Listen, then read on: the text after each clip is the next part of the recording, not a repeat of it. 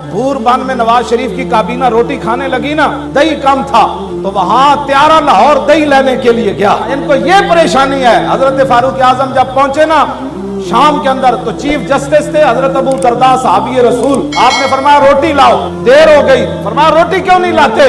सुनो, मैं इस इस्लाम की बात करता हूं जो पूरी दुनिया को दर्द उठे। एक चीफ जस्टिस भी रोटी खाने के लिए बैठे और अमीरुल मोमिनीन भी बैठे।